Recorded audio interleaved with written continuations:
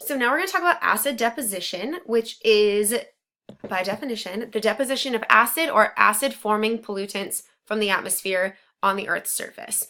This is also probably what is more commonly known as acid rain. But it's not always rain, so that's why it's called acid deposition. And like with ozone depletion, this is a global problem that we have had some success in solving. So basically, acid deposition can take place in the form of any precipitation, acid rain, fog, gases, or the deposition of dry particles. So basically just dry particles falling from the sky instead of wet particles like precipitation. These pollutants can be things like mercury, nitrates, organic chlorines, and others. And acid deposition is one form of atmospheric deposition in which occurs when any solid or liquid, like mercury, nitrates, organic chlorides, from the atmosphere is dropped on the Earth. So atmospheric deposition can be anything, not necessarily acid. And acid deposition occurs as the result of burning fossil fuels and releasing sulfur dioxide and nitrogen oxides, which react with water and oxygen in the atmosphere to form low pH acids. This happens through burning of fossil fuels through cars, electric utilities, and industrial facilities. So we have a city, we see factories, cars releasing sulfur dioxide and nitric oxide into the atmosphere. These are primary pollutants, so they come straight from the source. They react with water and oxygen once they get airborne, as well as oxidants, to produce compounds with a low pH, aka acids, the sulfuric acid by sulfur dioxide or nitric acid by nitric oxide. They are droplets. They form droplets with water in the atmosphere, and they can get stuck in the troposphere, travel for days or weeks, and travel hundreds of kilometers, and then they fall through precipitation, and that would be acid rain. 20 to 80% of acidic compounds that get released into the atmosphere may fall as precipitation, with the remainder will fall as dry deposition. So that is why it's called acid deposition. And basically there's a lot of impacts. This is just one slide on the impacts. Your book goes into a lot of detail, but there's all of these here, so make sure that you read those. But one of the main things they can do is that they will leach ions from soil. So they'll alter the soil chemistry and harm plants and soil organisms. What happens is they mobilize, quote unquote, toxic metal ions such as aluminum, zinc, mercury, and copper by chemically converting them from insoluble form to soluble form. So these compounds are already in the soil, but they're not doing anything. They're insoluble, so they cannot be dissolved in water. Then the acid deposition will change it so they can be dissolved in water. They're sticking to the water, and now they'll move through the soil.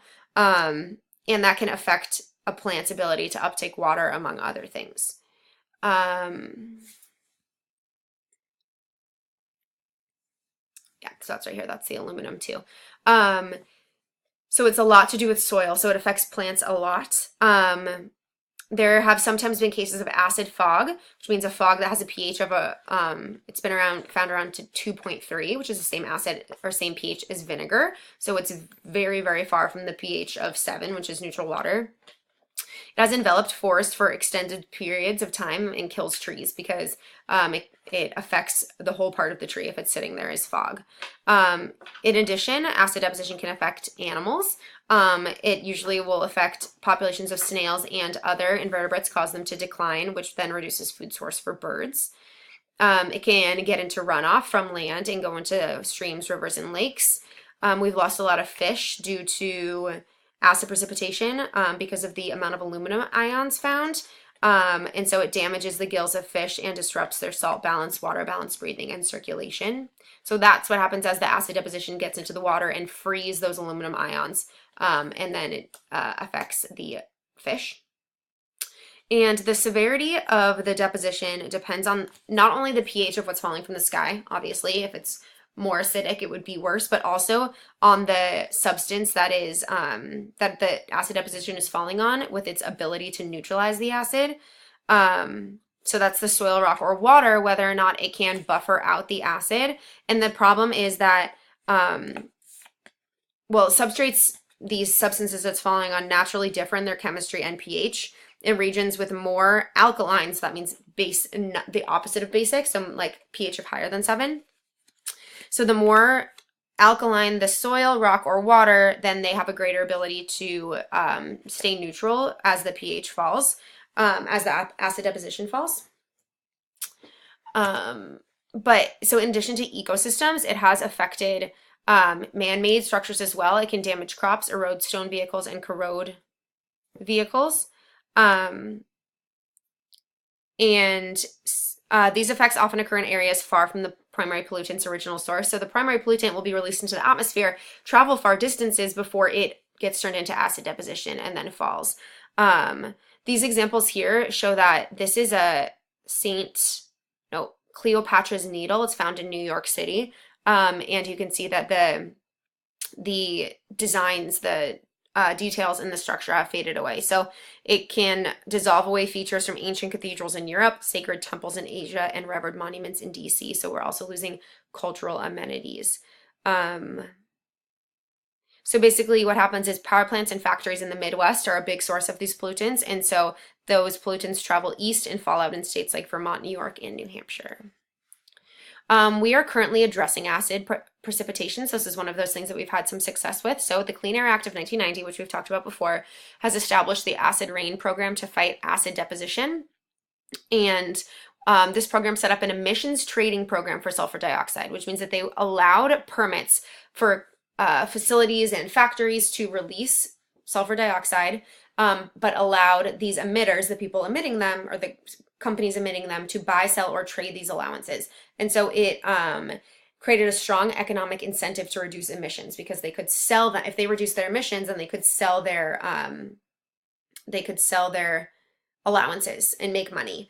And it also encouraged polluters to switch to low sulfur coal, invest in technologies like scrubbers, and come up with their own other ways to reduce emissions. So it created an incentive to get better, as well as an incentive to stop emitting. This is called a cap and trade emissions program, and it successfully reduced the sulfur dioxide emissions in the US by 67%. And so this is how much we've been allowed to allocate in recent years, but we've still dropped way below that. The restrictions on power plants. Oh, so the acid rain program also addressed the nitrate emissions. And so there were restrictions on power plants placed to reduce NOx emissions, which significantly reduced nitrogen deposition. So these power plants couldn't release as much NO anymore. And overall, the pH of precipitation improved significantly since the passage of the law. So this is all precipitation. So this is the pH of precipitation in 1990. So we're not really having this as an issue over here. We're good in California, but all along the eastern United States, you can see that the pH of just general precipitation is very low, in the 4s, which is much more acidic than water, but it has increased a lot. That says this is the pH of precipitation in 2014. So that's acid deposition. We also have the next lesson is indoor air quality. We talked about outdoor air quality. Now we're going to talk about indoor. So indoor air generally contains a greater concentration of pollutants called indoor air pollution than what's found outdoors. The World Health Organization attributes nearly 3.5 million premature deaths each year to indoor air pollution, and says that it takes about 10,000 lives each day, which seems really extreme, but the reasoning for that is that we spend 90% of our time indoors, and that's most of the products that surround us inside are synthetic, and that new synthetic chemicals are not always comprehensively tested for their for health effects before being brought to market. So these are things like furniture, carpeting, cleaning fluids, insecticides, and plastics of all kinds release volatile chemicals. And many early steps have been taken to reduce energy. In like the 70s, there was this big kick to reduce energy consumption. And so it was things like limiting ventilation and installing windows, so that way we would spend less money on heat or cooling. And so basically all these things trapped all the air inside and worsened air pollution. So burning fuel causes indoor air pollution in the developing world. We don't really have this as a problem anymore, but in the developing world, coal, charcoal, wood, what did I just read? Wood, charcoal, animal dung, or crop waste may be burned inside homes for cooking or heating, or we even saw in that video plastic burned for heating or to cook your food. So, and there's little to no ventilation in these places. So, people can inhale dangerous amounts of soot, carbon monoxide, and other pollutants, which can lead to premature death by pneumonia, bronchitis, and lung cancer, as well as leading to development of allergies, sinus infections, cataracts, asthma, emphysema, and heart disease. Because these concentrations of particulate matter pollution in these homes is often 20 times above the United States and the EPA, the Environmental Protection Agency standards. But in these developing countries, either the people are unaware or they know that it's bad for them, but they don't have a financial alternative. So there's two big pollutants. They are tobacco smoke and radon. They're the primary indoor pollutants. Smoking cigarettes is what irritates the eyes, nose, and throat while worsening asthma and increasing the risk of cancer and lung disease. And secondhand smoke causes many of the same problems, so simply being around a smoker. Tobacco smoke has more than 4,000 chemical compounds, over 250 of which are known to be toxins or carcinogenic, and there are 160,000 lung cancer deaths per year and from smoking, and secondhand smoke usually about 3,000 deaths each year from secondhand smoke. Then we have radon, which radon is a radioactive gas that results from the natural decay of uranium in soil, rock, and water. So this is not a human cause. So what happens is it rises through the ground and infiltrates the water, and it is the second leading cause of lung cancer. There's 21,000 deaths per year in the US, and it is responsible for 15% of lung cancer cases worldwide. The presence of radon is largely a result of natural geology and varies from region to region. Thank goodness for us, it's low. If you go a little north, it's moderate to variable. And the trouble is that it's colorless, odorless, and can only be detected with a special air testing kit. So these days we test our homes for it, but before then we didn't. And it's just invisible and we can't even see it. And then we have VOCs, which are the volatile organic compounds. We are exposed to many indoor pollutants, but the most diverse are VOCs that are released by plastics, oils, perfumes, paints, adhesives, cleaning fluids, new furnishings, new carpeting, laser printers, and fax machines. Fax machines. So basically they're found in basically everything that's manufactured around us. They are, the health effects of chronic VOC exposure are mostly unknown because they exist in low concentration. So it's not super dense in our homes, but it's much, much higher than outside. But we're exposed to mixtures of tons of different types each day.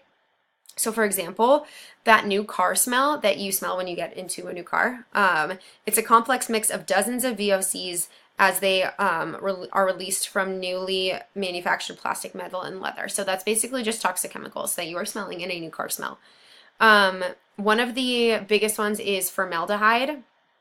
And in this case, the implications are clear. We do know that one. It's known to irritate mucous membranes, induce skin allergies, and is likely a carcinogen. And it's found in many common materials. This is a really good diagram that shows all of the different possible sources of indoor air pollution from inside your house. So take a look at that. Something that you also might not think of is that living organisms can also be pollutants for us. So the most widespread source of indoor air pollution may be living organisms. This is things like dust mites that are tiny little bugs that eat dust. They can worsen asthma and cause allergies. That's the cause of many indoor allergies. Fungi, mold, and mildew spores can cause allergies, asthma, and other respiratory ailments. And airborne bacteria can cause diseases. And the thing is that we have these nice heating and cooling systems in our homes, which can really perpetuate this because they make ideal breeding grounds for these microbes, and then they spread them around our house for us to breathe everywhere. And then any building-related illness caused by an unknown microbe is referred to as sick building syndrome. So basically, if you have an illness that you're not sure where it comes from, but it's from something inside, is sick building syndrome. And the Occupational Safety and Health Administration, or known as OSHA, estimates that 30 to 70 million Americans have suffered ailments related to the building in which they live. There's ways that we can enhance air quality, indoor air quality. like drying wood before burning, cooking outdoors, shifting to less polluting fuels. So take a look through that.